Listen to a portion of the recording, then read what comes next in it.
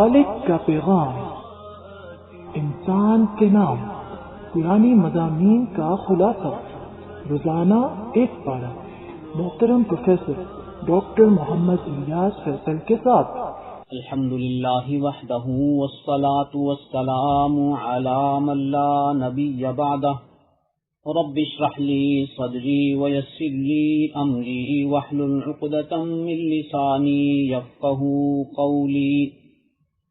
انشاءاللہ تعالی آج ہم قرآن کریم کے 29ویں پارے کا خلاصہ عرض کریں گے، جس کا آغاز سورہ ملک سے ہو رہا ہے۔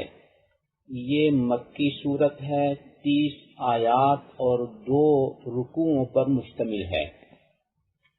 اس صورت مبارکہ کی فضیلت میں نبی اکرم صلی اللہ علیہ وسلم کا ارشاد گرامی ہے کہ قرآن کریم میں ایک ایسی صورت ہے جس کی 30 آیات ہیں، وہ اپنے پڑھنے والے کی قیامت والے دن سفارش کرے گی یہاں تک کہ اسے بخشوا لے گی۔ بعض روایات مبارکہ میں اس صورت کو پڑھنا عذاب قبر سے حفاظت کا سبب بتلایا گیا ہے۔ ہمیں کوشش کرنی چاہیے کہ اس مبارک صورت کو یاد کریں اور اسے اپنے یومیہ معمولات میں رکھیں اور اس کے پڑھنے کا اہتمام کریں۔ آیت نمبر 2 میں زندگی اور موت کے نظام کے سبب کو بیان کیا گیا ہے کہ یہ سب تمہارے امتحان اور آزمائش کے لیے ہے کہ کون اچھے اعمال کر کے آتا ہے اور کون برے اعمال کر کے آتا ہے۔ یوں یہ دنیا دار الامتحان ہے، اس دار الامتحان کو دار القرار یعنی مستقل رہائش کا مقام نہیں سمجھنا چاہیے۔ آیت نمبر 3 سے 5 تک اس بات کا تذکرہ ہے کہ اللہ تعالی چیلنج کے طور پر فرماتے ہیں کہ یہ میرے آسمانوں اور زمینوں کا جو نظام ہے، اس کا جو نظم و ضبط ہے، اس کی جو خوبصورتی ہے، اس کا مطالعہ کرو، تنقیدی مطالعہ کرو اور دیکھو کہ تمہیں اس سسٹم اور اس نظام میں کوئی کمی نظر آتی ہے۔ اللہ فرماتے پھر دوبارہ غور کرو تو تمہیں ناکامی کا سامنا کرنا پڑے گا اور تمہیں اللہ کے اس نظام میں کہیں کوئی خرابی نظر نہیں آئے گی۔ اللہ تعالیٰ کا یہ نظام تو اتنا منظم ہے کہ انسان اپنا نظم و ضبط اس نظام سے قائم کرتا ہے، چاہے اس کا تعلق ماہ و سال کے ساتھ ہو یا دن اور رات کے ساتھ ہو۔ آیت نمبر 8 سے 11 تک اس بات کا تذکرہ ہے کہ جس شخص کو جہنم میں ڈالا جائے گا، داروغے اس سے پوچھیں گے کہ تمہارے پاس اللہ رب العزت کا پیغام ہدایت نہیں آیا تھا؟ وہ کہے گا کہ آیا تھا، کاش کہ ہم اس وقت سنجیدگی سے اس پیغام پر غور کر لیتے تو آج ہمیں یہ مشکل دن دیکھنا نہ پڑتا۔ آیت نمبر 12 میں نیک اعمال والوں کے لیے اللہ تعالیٰ کی طرف سے مغفرت کا اعلان ہے اور گناہ گاروں کے لیے عذاب کی وعید اور دھمکی دی گئی ہے۔ اس صورت میں مظاہر قدرت بیان کر کے یہ سوال کیا گیا ہے کہ انسان کے بس میں ہے کیا، حتیٰ کہ اگر پانی زیر زمین خشک ہو جائے تو انسان اتنا بے بس ہے کہ وہ پانی مہیا نہیں کر سکتا۔ سورہ قلم یا سورہ نون یہ مکی صورت ہے، 52 آیات اور 2 رکوعوں پر مشتمل ہے۔ اس کی آیت نمبر 4 سے 16 تک آغاز میں نبی مکرم صلی اللہ علیہ وسلم کے مقام خلق عظیم کا بیان ہے، جبکہ اس عظیم ہستی کے بعض دشمنوں کا تذکرہ ہے جو اخلاقی گراوٹ میں انتہائی پستہ مقام پہ پہنچے ہوئے ہیں۔ آیت نمبر 17 سے 33 تک ایک باغ والوں کی آزمائش کا واقعہ ہے کہ جب ان کا باغ پک گیا اور اس کے پھل تیار ہو گئے تو وہ قسم کھا کر کہنے لگے کہ صبح ہم اپنے اس باغ کا پھل ضرور اتاریں گے۔ اس موقع پر انہوں نے انشاءاللہ بھی نہ کہا، گویا انہیں اپنے اس باغ کے پھل اتارنے پر اتنا یقین تھا کہ جیسے ایک طے شدہ حقیقت واقعہ ہے، اس میں کوئی تبدیلی نہیں ہو سکتی، جبکہ ہر چیز اللہ رب العزت کے نظام کے تابع ہے۔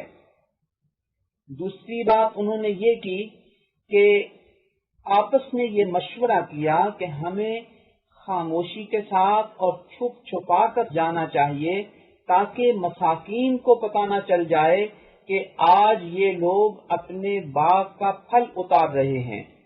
اگر انہیں پتہ چل گیا تو وہ کچھ مانگنے کے لیے آ جائیں گے، ہمیں کچھ دینا پڑے گا، لہذا ان سے بچ بچا کے چلو تاکہ انہیں علم ہی نہ ہو۔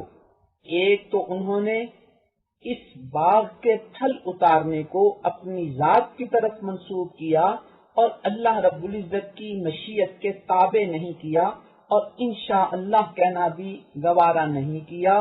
دوسرا، صدقہ و خیرات سے بچنے کے لیے انہوں نے مسکینوں کے علم نہ ہونے کی کوشش کی کہ ان کو پتہ نہ چلے۔ اللہ تعالیٰ نے ناراض ہو کر راتوں رات اس باغ کو تباہ کر دیا۔ جب وہ اپنے باغ میں پہنچے تو دیکھ کر حیران ہو گئے اور یہ سمجھنے لگے کہ یہ ہمارا باغ نہیں ہے، ہم تو کسی اور جگہ پہ غلط پہنچ گئے ہیں۔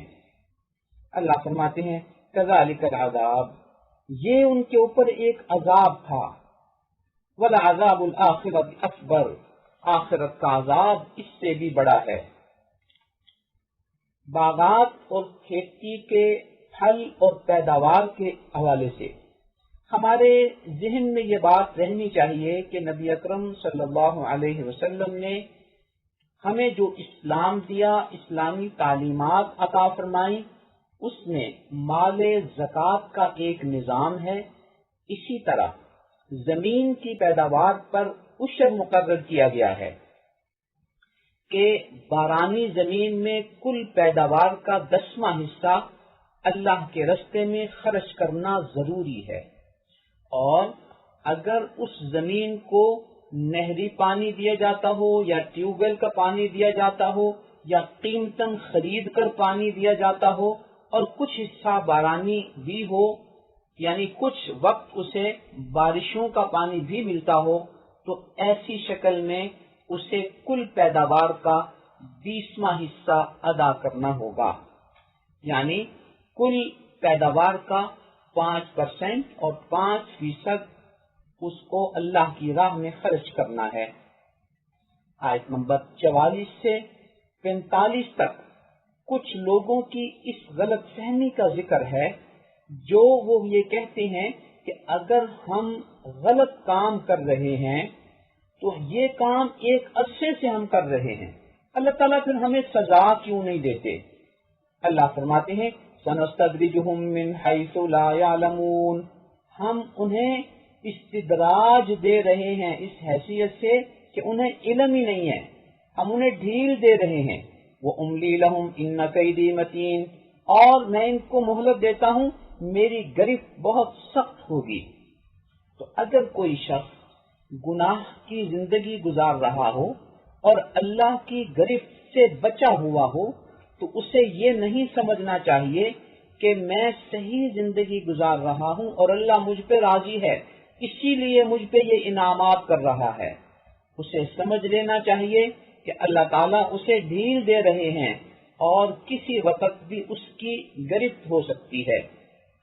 شاعر کہتا ہے نہ جا اس کے تحمل پر کہ بے ڈھب ہے گرفت اس کی، نہ جا اس کے تحمل پر کہ بے ڈھب ہے گرفت اس کی، یعنی اچانک ہوگی، در اس کی دیر گیری سے کہ سخت ہے انتقام اس کا۔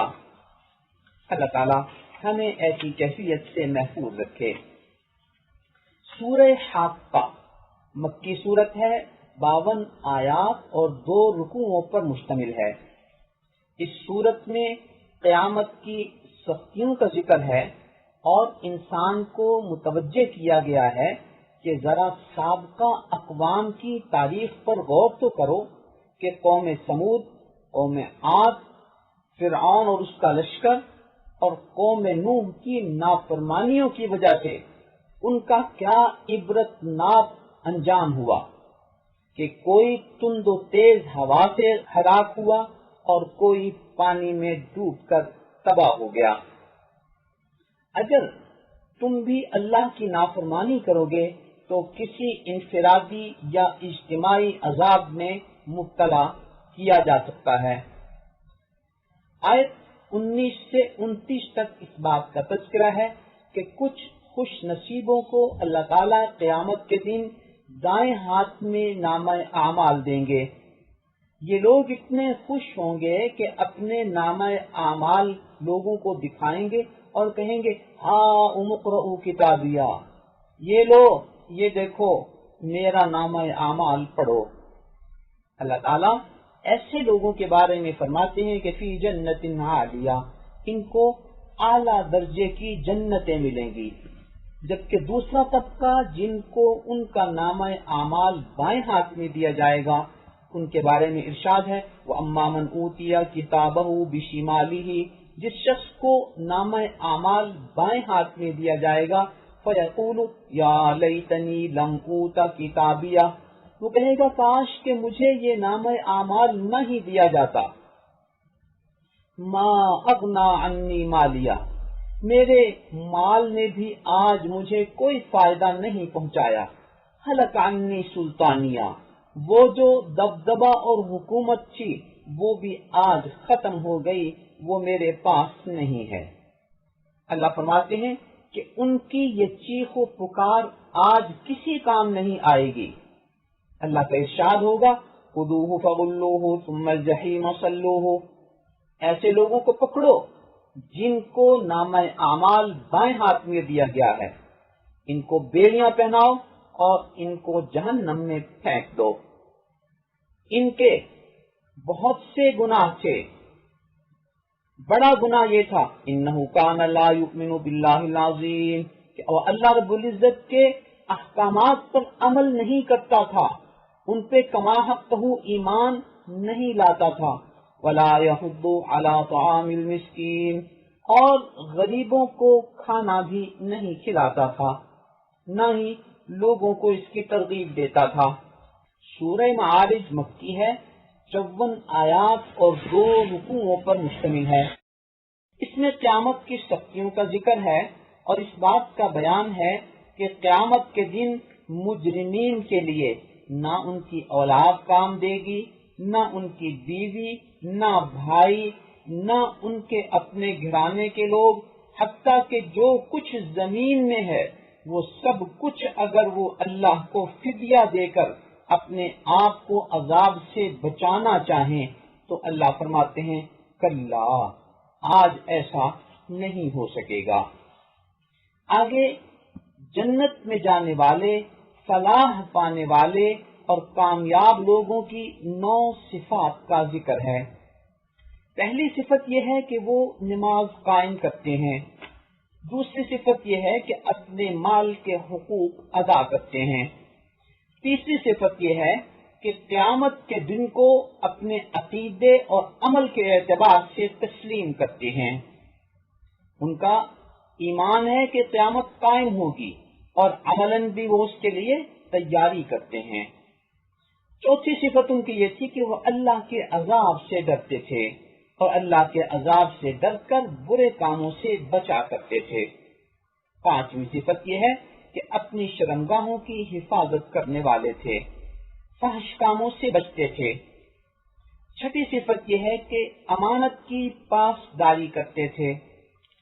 ساتویں صفت یہ ہے کہ عہد و پیمان کو نبھاتے تھے۔ آٹھویں صفت یہ ہے کہ گواہیوں پر قائم رہنے والے تھے، آج گواہی دے کر کل اس سے مکرتے نہیں تھے، سچی گواہی دیتے تھے اور پھر سچی گواہی پر قائم رہتے تھے۔ 9ویں صفت دوبارہ بیان کی گئی اس کی اہمیت کے پیش نظر کہ نمازوں کی حفاظت کرنے والے تھے۔ یہ وہ لوگ ہیں جن کو اللہ تعالی قیامت کے دن اپنی جنت میں کامیابیوں کے ساتھ، خوشیوں کے ساتھ، بخشش کے ساتھ، انعامات سے سرفراز فرمائیں گے۔ یہ صورتحال ہم سب کے لیے لمحہ فکریہ ہے کہ یہ جنتیوں کے اوصاف ہم میں کس حد تک موجود ہیں، مکمل یا بعض۔ اگر مکمل ہیں تو اس پہ اللہ کا شکر ادا کرنا چاہیے اور اللہ سے استقامت کی دعا مانگنی چاہیے، اور اگر کچھ اوصاف ایسے ہیں جو ہماری عملی زندگی میں نہیں ہیں تو انہیں اپنی عملی زندگی میں لانے کی کوشش کرنی چاہیے۔ سورہ نوح مکی ہے، 28 آیات اور 2 رکوعوں پر مشتمل ہے۔ اس میں اس بات کا تذکرہ ہے کہ جب انسان کوئی داعی، نبی ہو یا غیر نبی ہو، لوگوں کو اللہ کے دین کی طرف بلاتا ہے تو اسے اپنی دعوت میں استقامت کا پہلو پیش نظر رکھنا چاہیے کہ مسلسل لوگوں کو اللہ کے دین کی طرف بلاتا رہے۔ 1 2 3 4 دفعہ بلا کر یہ نہ سمجھے کہ میں نے اپنا پیغام ان تک پہنچا دیا، وہ تسلیم نہیں کر رہے تو میں کیا کروں؟ نہیں، انہیں مسلسل دعوت فکر دینی ہے اور ان کے لیے دعائیں کرنی ہیں۔ نبی اکرم صلی اللہ علیہ وسلم جب تک مکہ مکرمہ میں رہے، اپنی 13 سالہ زندگی میں بڑے سے بڑے دشمن کو مسلسل دین کی دعوت دیتے رہے۔ جن کے مقدر میں اللہ نے دین رکھا ہوا تھا انہوں نے قبول کر لیا، اور جن کے مقدر میں نہیں تھا انہوں نے قبول نہیں کیا، لیکن دعوت کا تسلسل جاری رہا۔ سورہ عنکبوت کی آیت نمبر 14 میں حضرت نوح علیہ السلام کی بابت اسی استقامت کا یوں تذکرہ ہے، وَلَقَدْ أَرْسَلْنَا نُوحًا إِلَىٰ قَوْمِهِ، ہم نے نوح علیہ السلام کو ان کی قوم کی طرف بھیجا، فَلَبِثَ فِيهِمْ أَلْفَ سَنَةٍ إِلَّا 50 عَامًا، وہ 950 سال تک انہیں اللہ کے دین کی طرف بلاتے رہے اور ان کو اللہ کے دین کی دعوت دیتے رہے۔ تو یوں جس نبی نے اپنی امت کو 950 سال تک مسلسل تبلیغ کی، تو ان کے مقابلے میں ہم کیا ہیں کہ ہم 2-4 دفعہ کسی کو دین کی طرف بلا کر یا 2-4 دن کسی کو دین کی دعوت دے کر خاموش ہو کر بیٹھ جائیں کہ وہ تو دین کی بات نہیں مانتا۔ ہمیں بھی استقامت کے ساتھ لوگوں کو اللہ کے دین کی طرف بلانا ہے۔ حضرت نوح علیہ السلام نے اپنی قوم کو دعوت فکر، دعوت دین دی تو انہیں استغفار کرنے کی ترغیب دی اور اس کے 6 انعامات کا تذکرہ کیا کہ اگر تم اللہ کے حضور استغفار کیا کرو گے، اللہ تعالیٰ تمہیں 6 انعامات سے سرفراز فرمائیں گے۔ نمبر 1 غفارہ، اللہ تمہارے گناہ بخش دیں گے۔ نمبر 2 تمہارے اس استغفار کی برکت سے تمہیں بارش کی نعمت عطا فرمائیں گے۔ نمبر 3 اللہ تعالیٰ تمہارے مال میں اضافہ کریں گے۔ نمبر 4 تمہیں اولاد دیں گے اور اولاد میں برکت دیں گے۔ 5ویں نمبر پر تمہاری زراعت اور باغات کی فصل بہتر ہوگی۔ 6 نمبر پر تمہارے استغفار کی برکت سے اللہ تعالیٰ تمہیں پانی کی نعمت عطا فرمائیں گے۔ آیت نمبر 21 سے 27 تک حضرت نوح علیہ السلام کی اس بددعا کا تذکرہ ہے جو انہوں نے 950 سال تک قوم کو دعوت دینے کے بعد اور ان کے تسلیم نہ کرنے کی بنا پر اللہ کے حضور کی تھی۔ اس میں اللہ کے حضور وہ شکایت کرتے ہیں کہ اللہ میں نے انہیں بہت کہا کہ شرک چھوڑ دو اور جن 5 بتوں کی تم عبادت کرتے ہو اس سے دستبردار ہو کر ایک اللہ کی عبادت کرنے لگ جاؤ، لیکن انہوں نے وہ شرک نہیں چھوڑا۔ یہ لوگ جن کی عبادت کرتے ہیں ان کے نام ود، سوا، یغوث، یعوق اور نصر ہے۔ یہ بت آدم علیہ السلام سے لے کر حضرت نوح علیہ السلام تک جو کچھ بڑے نیک اور بزرگ لوگ گزرے تھے، یہ ان کی شکلوں کے بت بنا کر رکھے گئے تھے۔ شیطان نے شرک کی طرف لوگوں کو کیسے مائل کیا؟ وہ اس طرح کہ لوگوں کو شروع میں اس انداز پہ متوجہ کیا کہ یہ اللہ کے نیک بندے تھے، اگر تم ان کے بت بنا کر رکھ لو گے تو تمہیں یاد دہانی رہے گی کہ جس طرح یہ نیک لوگ اللہ کی عبادت کر کے کامیاب ہو گئے، اللہ کی فرما برداری کر کے کامیاب ہو گئے، تو ہم بھی ان کی پیروی میں انہی کی طرح نیک اعمال کیا کریں گے اور بدعمالیوں سے بچا کریں گے تاکہ ہم بھی کامیاب ہو جائیں۔ اس کے بعد رفتہ رفتہ اس نے لوگوں کو اس طرف متوجہ کرنا شروع کر دیا کہ تمہارے آباء و اجداد نے ان بزرگوں کے بت بنا کر اس لیے رکھے ہوتے تھے کہ وہ تو ان کی عبادت کیا کرتے تھے۔ یوں لوگ ان کی عبادت میں ایسے مصروف ہو گئے اور ایسے اس میں لگ گئے کہ حضرت نوح علیہ السلام کی 950 سال کی دعوت توحید ایک طرف رہی اور شرک سے ان کا لگاؤ ایک طرف رہا، اور انہوں نے حضرت نوح علیہ السلام کے کہنے پر ان بتوں کی عبادت کو اور اس شرک کو نہیں چھوڑا۔ آج بھی اگر ہم اپنے گرد و پیش پہ غور کریں تو ہم نے بھی اپنے ہر شہر اور قصبے میں کچھ قبریں، کچھ مزار اور کچھ دربار بنا رکھے ہیں جن پہ سالانہ یا ماہانہ میلے منعقد ہوتے ہیں، اور بہت سے لوگ وہاں جا کر ان قبروں پہ سجدے کرتے ہیں اور ان بزرگوں کے نام کی منتیں مانتے ہیں اور وہاں غیر اللہ کی عبادت کر کے شرک کے مرتکب ہوتے ہیں، جبکہ نبی اکرم صلی اللہ علیہ وسلم نے قبروں کی عبادت کرنے والوں پر لعنت کرتے ہوئے ارشاد فرمایا، لعن اللہ الیہود والنصارى، اللہ تعالیٰ کی لعنت ہو یہودیوں اور نصرانیوں پر، اتخذوا قبور انبیائہم مساجدا، جنہوں نے اپنے نبیوں کی قبروں کو سجدہ گاہ بنا لیا ہے۔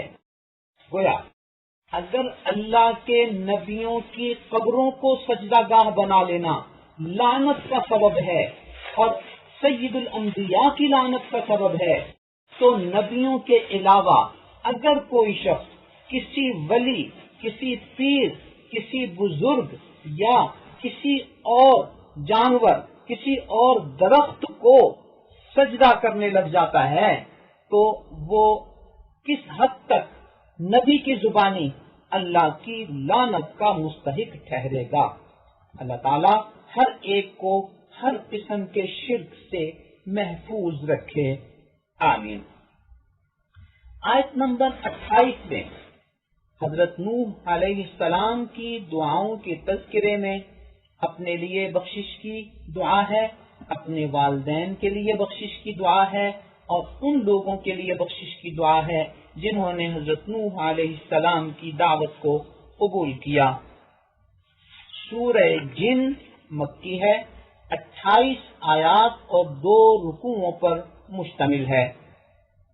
سورہ زاریات کی ایک آیت میں اللہ تعالیٰ نے ارشاد فرمایا، وَمَا خَلَقْتُ الْجِنَّ وَالْإِنسَ إِلَّا لِيَعْبُدُونَ، میں نے جن اور انسان کو اپنی عبادت کے لیے پیدا کیا ہے۔ یوں نبی مکرم صلی اللہ علیہ وسلم جہاں بنو آدم کے لیے نبی بنا کر بھیجے گئے تھے، اسی طرح جنات کے لیے بھی نبی بنا کر بھیجے گئے تھے۔ نبی مکرم صلی اللہ علیہ وسلم جب طائف سے واپس مکہ مکرمہ آ رہے تھے تو مکہ مکرمہ سے 20 کلومیٹر کے فاصلے پر ایک مقام نخلا ہے۔ اس نخلا مقام پر رات کو تہجد کی نماز میں تلاوت فرما رہے تھے کہ کچھ جنات کا وہاں سے گزر ہوا اور انہوں نے قرآن کریم کو سنا اور قرآن کریم کے بارے میں بنیادی معلومات لینے کے بعد اپنے بقیہ جنات کو جا کر صورتحال بتائی کہ اللہ کے ایک نبی مبعوث ہوئے ہیں اور ان پر اسی طرح کا کلام نازل ہوا ہے جس طرح کا کلام حضرت موسیٰ علیہ السلام پر نازل ہوا تھا۔ ان کی اتباع اور ان کی پیروی کر کے ہمیں بھی کامیابی کے راستے پر گامزن ہو جانا چاہیے۔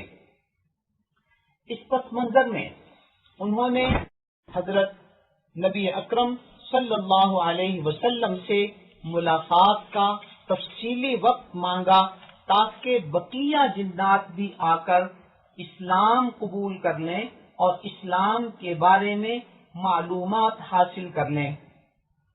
نبی اکرم صلی اللہ علیہ وسلم نے ان کے ساتھ ایک وقت مقرر فرما لیا اور ایک دن اپنے صحابہ کو فرمایا کہ آج رات میں نے جنات سے ملاقات کرنی ہے، تم میں سے اگر کوئی شخص میرے ساتھ آنا چاہے تو آ سکتا ہے۔ تفسیر ابن کثیر کی روایت کے مطابق حضرت عبداللہ ابن مسعود رضی اللہ تعالی عنہ نے عرض کیا کہ آقا میں آپ کے ساتھ رات کو آنا چاہتا ہوں۔ یوں نبی اکرم صلی اللہ علیہ وسلم اور حضرت عبداللہ ابن مسعود رضی اللہ تعالی عنہ مسجد حرام سے منا کی طرف روانہ ہوئے اور معلا ایک جگہ ہے وہاں آ کر حضرت عبداللہ ابن مسعود رضی اللہ تعالی عنہ کو ایک دائرے میں لکیر کھینچ کر کہا کہ عبداللہ تم نے اس دائرے سے باہر نہیں نکلنا۔ اس کے بعد نبی اکرم صلی اللہ علیہ وسلم نے جنات کے ساتھ ملاقات کی۔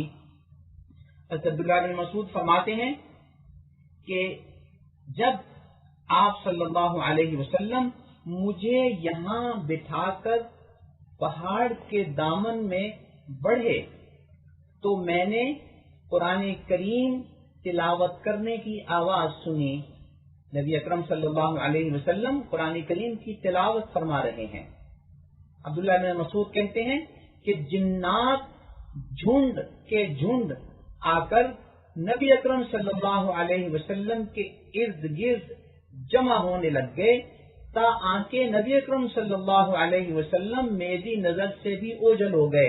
وہ اتنا بڑا مجمع لگ گیا جنات کا کہ آپ صلی اللہ علیہ وسلم کی آواز بھی مجھ تک پہنچنا بند ہو گئی۔ آپ کے پاس کچھ عرصہ کچھ وقت ان جنات نے گزارا اور پھر وہ واپس جانے لگے اور یوں محسوس ہو رہا تھا کہ وہ بدلیوں کی شکل میں اڑتے ہوئے جا رہے ہیں۔ یوں جنات کی ایک جماعت نبی اکرم صلی اللہ علیہ وسلم کے پاس مسلسل بیٹھی رہی اور فجر تک آپ صلی اللہ علیہ وسلم ان کے پاس بیٹھے رہے اور دین کی تفصیلی معلومات انہیں مہیا کرتے رہے۔ فجر کے وقت آپ صلی اللہ علیہ وسلم واپس تشریف لائے اور فرمایا کہ میں نے انہیں غذا کے طور پر ہڈی اور گوبر دیے ہیں، لہذا تم لوگ ہڈی اور گوبر سے استنجا نہ کیا کرو۔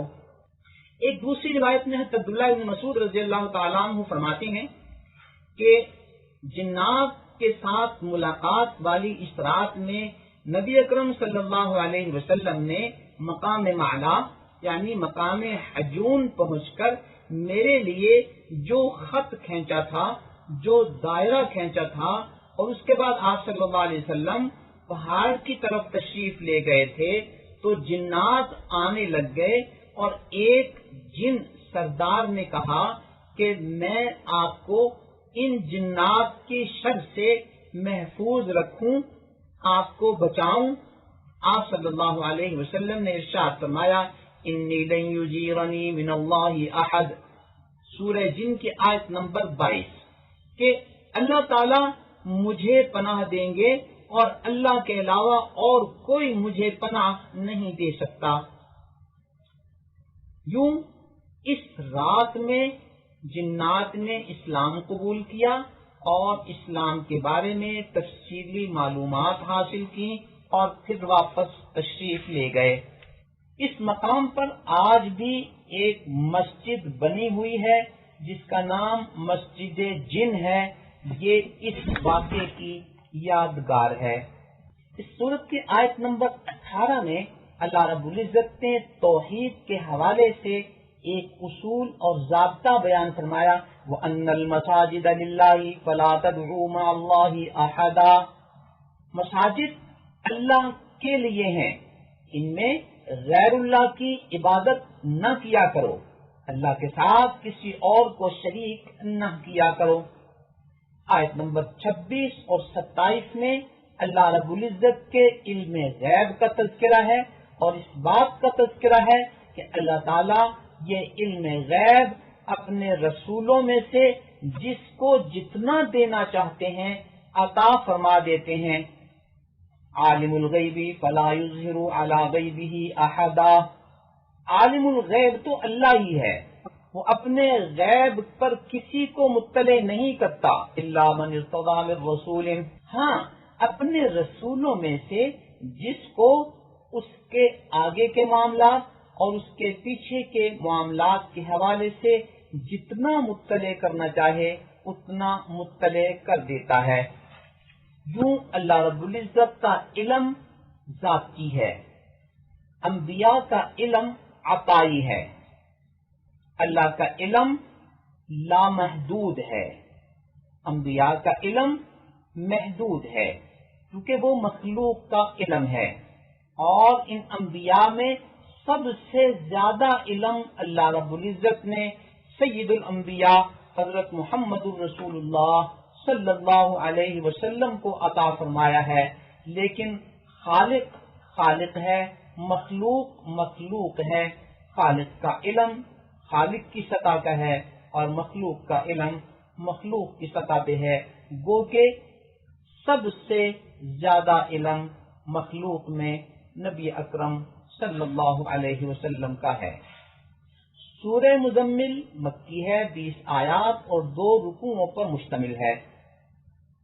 اس سورت میں یہ اصول بیان کیا گیا ہے کہ اللہ کے دین کی طرف بلانے والے داعی کی اصل طاقت تعلق مع اللہ ہے، اسے اللہ کے ساتھ اپنا تعلق جوڑ کے رکھنا چاہیے، اور اپنے مدعوین کو یعنی جن کو وہ دعوت دے رہا ہے ان کے لیے اللہ سے ہدایت کا طلبگار رہنا چاہیے۔ ہدایت اللہ کے پاس ہے، اللہ کے علاوہ اور کسی کو کوئی شخص ہدایت پر لا نہیں سکتا، ہدایت کا رستہ دکھا سکتا ہے۔ سورہ قصص کی آیت نمبر 56 میں ہے انک لا تہدی من احببت، آپ جس کو چاہیں ہدایت پر لا نہیں سکتے، ولکن اللہ یہدی من یشاء، لیکن اللہ ہی جس کو چاہتے ہیں ہدایت عطا فرماتے ہیں۔ اس سورت میں مختلف دعائیں کرنے کی ترغیب ہے، اور خاص طور پر رات کی عبادت کی ترغیب دی گئی ہے، اور رات کو دعاؤں کے اہتمام کی ترغیب دی گئی ہے، تہجد کے اہتمام کی ترغیب دی گئی ہے۔ دوسرے نمبر پر داعی کو یہ ترغیب دی گئی ہے کہ لوگوں کی کڑوی کسیلی باتوں پر صبر کیا جانا چاہیے۔ نمبر 3، اگر وہ تمہاری بات کو نہیں مانتے تو انہیں اچھے انداز میں چھوڑ دو اور اچھے انداز میں ان سے الگ ہو جاؤ، اچھے انداز میں انہیں نظر انداز کر دو تاکہ کسی ناراضگی کی شکل میں ان سے علیحدہ ہو جاؤ گے تو آئندہ ان کے ساتھ دعوتی گفتگو مشکل ہو پائے گی۔ چوتھے نمبر پر ارشاد فرمایا کہ جو لوگ اس سب محنت کے باوجود اللہ تعالیٰ کی نافرمانی کرتے ہیں، اللہ کے دین کی دعوت کو قبول نہیں کرتے، یہ داعی کی ذمہ داری نہیں، یہ اللہ کی ذمہ داری ہے کہ وہ انہیں اس کی سزا دے۔ اس صورت مبارکہ میں وَرَتِّلِ الْقُرْآنَ تَرْتِیلًا، قرآن کو اچھے انداز میں پڑھنے کا حکم دیا گیا ہے۔ ہم میں سے ہر شخص کسی نہ کسی انداز میں سورتوں کی سطح پہ، قرآن کریم کی سطح پہ تلاوت کلام پاک کا اہتمام کرتا ہے۔ ہمیں اس بات کی کوشش کرنی چاہیے کہ ہماری تلاوت درست ہو اور عربیت کے اصولوں کے مطابق ہو تاکہ ہمیں اس پر اجر ملے۔ اگر ہماری تلاوت غلط ہوگی تو اس پہ گناہ ہوگا، لہذا ہمیں اپنی تلاوت کی درستگی کا اہتمام کرنا چاہیے۔ تجوید کے ساتھ اگر نہ بھی ہو تو بنیادی قواعد تجوید کی پاسداری بہرحال ضروری ہے۔ ہر حرف کو اس کے صحیح مخرج سے نکالا جائے، تا اور طا کا فرق رکھا جائے، تا اور سین کا فرق رکھا جائے، لال اور زا کا فرق رکھا جائے، زا اور وا کا فرق رکھا جائے، ان حروف کو ان کے صحیح مخرج سے نکالا جائے، اور جن حروف کو موٹا پڑھنا ہے، جہاں غنہ کرنا ہے، ان سب اصولوں کا ہمیں علم ہونا چاہیے تاکہ ہم صحیح طور پر قرآن کریم کی تلاوت کر سکیں اور پھر اللہ راضی ہو کر ہمیں اس پر اجر عطا فرمائے۔ سورہ مدثر مکی ہے، 56 آیات اور 2 رکوعوں پر مشتمل ہے۔ اس کی آیت نمبر 1 سے 7 تک اس بات کا تذکرہ ہے کہ یا ایھا المدثر، اے مدثر ہستی۔ صحیح بخاری کی حدیث نمبر 4922 میں ہے کہ آغاز نبوت میں پہلی وحی کے نازل ہونے کے بعد نبی اکرم صلی اللہ علیہ وسلم غار حرا سے نیچے اترے، اپنے گھر میں تشریف لائے اور فرمایا دثرونی دثرونی، مجھے کپڑا مزید اڑھاؤ، مجھے مزید کپڑا اڑھا دو۔ کپڑا اڑھا دیا گیا تو کپڑا اوڑھ کر جو آپ تشریف فرما ہوئے، اللہ کی طرف سے وحی آئی، یا ایھا المدثر، اے وہ ذات، اے وہ ہستی، اے وہ شخصیت جو کپڑا اوڑھ کر بیٹھی ہوئی ہے، اب اللہ کے دین کی دعوت کے لیے میدان میں اترو۔ اس سورت کے آغاز میں کچھ آداب دعوت ہیں اور کچھ انداز دعوت ہیں۔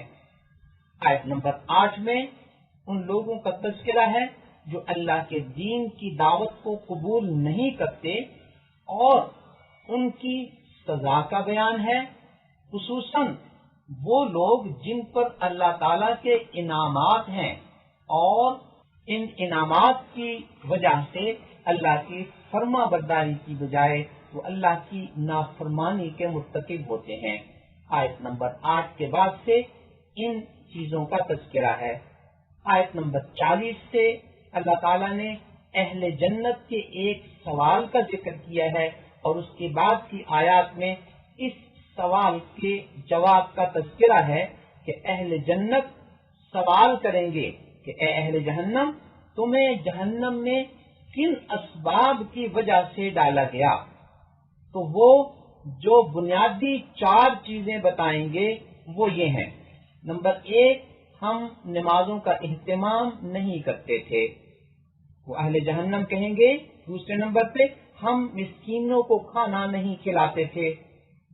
تیسرے نمبر پہ کہیں گے ہم علم کے بغیر دینی باتوں پر تبصرے کرتے رہتے تھے۔ چوتھے نمبر پہ کہیں گے اس روز جزا کو، روز محشر کو ہم جھٹلاتے تھے، نہ تو اس کا عقیدہ رکھتے تھے اور نہ ہی عملاً اس کا اہتمام کرتے تھے کہ اس روز جزا کے لیے ہم اللہ کے پیغام کو تسلیم کر لیں، اللہ کی ہدایت کو قبول کر لیں، تاکہ اس دن کے لیے ہم تیار ہو کر اللہ کے دربار میں حاضر ہوں۔ یعنی عقیدتاً بھی تسلیم نہیں کیا، عملاً بھی تسلیم نہیں کیا، لیکن آج ہمیں یقین ہو گیا کہ یہ وعدہ سچا تھا اور وہ دن آ پہنچا۔ اہل جہنم نے جن 4 چیزوں کا ذکر کیا ہے، اس کی روشنی میں ہم میں سے ہر شخص کو اپنا اپنا احتساب کرنا چاہیے کہ وہ کہاں کھڑا ہے۔ اللہ تعالی ہمیں ان نیک اعمال پہ عمل کرنے کی توفیق عطا فرمائے اور ان میں کسی قسم کی سستی سے، کاہلی سے اللہ ہمیں بچائے۔ سورہ قیامہ مکی ہے، 40 آیات اور 2 رکوعوں پر مشتمل ہے۔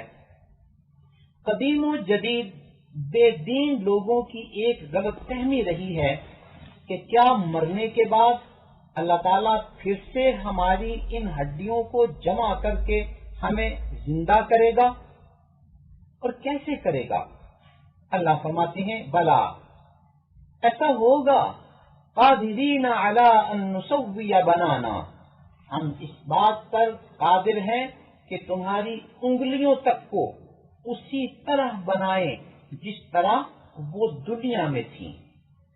انگلیوں کے نشانات جو ہر شخص کے ایک دوسرے سے مختلف ہوتے ہیں، وہ سب اللہ کے علم میں ہیں، اور خرب انسان جو حضرت آدم علیہ السلام کی اولاد میں آئے، ان سب کے نشان ایک دوسرے سے مختلف، اور جب اللہ ان کو پیدا کریں گے تو ان انگلیوں کو اسی طرح بنائیں گے جس طرح وہ دنیا میں تھیں، اور ان کے نشانات اسی طرح ہوں گے جس طرح وہ دنیا میں تھے۔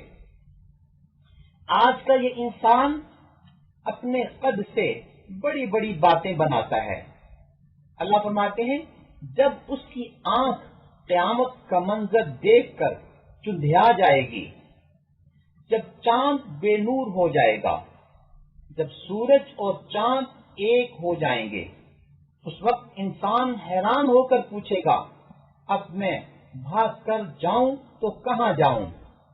جواب ملے گا اب ہر حال میں تمہیں اپنے رب کے دربار میں حاضر ہونا ہے، جہاں تمہیں تمہارے اعمال سے باخبر کیا جائے گا۔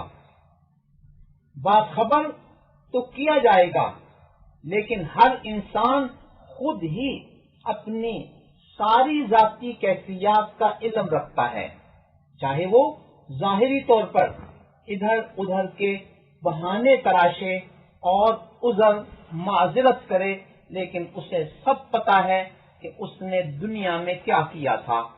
آگے اللہ فرماتے ہیں کہ اس دن نیک لوگوں کے چہرے تر و تازہ ہوں گے اور گنہگاروں کے چہرے اداس ہوں گے۔ سورت کے آخر میں پھر اسی غلط فہمی کا ازالہ کیا گیا اور بتایا گیا کہ جو ذات، جو ہستی انسان کو منی کے ایک قطرے سے پیدا کر سکتی ہے، وہ اسے دوبارہ زندہ بھی کر سکتی ہے۔ سورہ دہر مکی ہے، 31 آیات اور 2 رکوعوں پر مشتمل ہے۔ دہر زمانے کو کہتے ہیں۔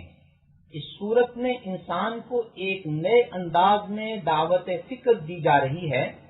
هل أتى على الإنسان حين من الدهر لم يكن شيئا مذكورا، کیا انسان پر ایک وقت ایسا نہیں گزرا کہ جب وہ موجود نہیں تھا، لیکن جب اللہ نے اس کو پیدا کیا تو اس کو پیدا کرنے کا مقصد آزمانا ہے کہ وہ شکر گزار بن کر اللہ کو راضی کرتا ہے یا ناشکرہ بن کر اور کفر کا ارتکاب کر کے اللہ کو ناراض کرتا ہے۔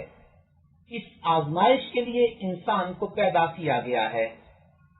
آگے اللہ تعالیٰ نے شکر گزار بندوں کے لیے، ایمان لانے والوں کے لیے، فرما برداروں کے لیے جنت کے تفصیلی انعامات کا تذکرہ کیا ہے، جنہیں جنت میں کافوری مشروب ملیں گے، چشموں کا پانی ہوگا، جنت اور ریشم ملے گا، تخت اور تکیے ہوں گے، نہ وہاں گرمی ہوگی نہ سخت سردی، سایہ ہوگا، پھل قریب ہوں گے، چاندی اور شیشے کے برتن ہوں گے، ادرک کے ذائقے والا مشروب ہوگا، سلسبیل چشمہ ہوگا، 9 عمر خدمت گزار ہوں گے، سندس کا لباس ہوگا، چاندی کے کنگن اور پاکیزہ شراب ملے گی۔ اللہ تعالی ہمیں ان انعامات سے سرفراز فرمائے اور ہمیں ان انعامات والے عمل کرنے کی توفیق عطا فرمائے، آمین۔ سورہ مرسلات مکی ہے، 50 آیات اور 2 رکوعوں پر مشتمل ہے۔ مرسلات کہتے ہیں چلتی ہوئی ہوائیں۔ اس صورت میں ارض و سما کی تخلیق کو ایک نئے انداز میں بیان کر کے انسان کو فکر آخرت کی طرف متوجہ کیا گیا ہے اور بتایا گیا ہے کہ جو لوگ اللہ تعالی کے نافرمان ہوں گے انہیں مختلف انداز میں عذاب دیا جائے گا اور ان کے لیے جہنم کے ایک مقام ویل کا تذکرہ ہے اور انہیں ویل کی وعید سنائی گئی ہے۔ ویل گھاٹے اور ہلاکت کے معنی میں بھی آتا ہے۔ دعا ہے کہ اللہ رب العزت ہمیں اپنی دینی تعلیمات اور ہدایت کے مطابق عملی زندگی گزارنے کی توفیق عطا فرمائے اور ہر قسم کی نافرمانی سے ہماری حفاظت فرمائے، آمین۔ وآخر دعوانا ان الحمد للہ رب العالمین۔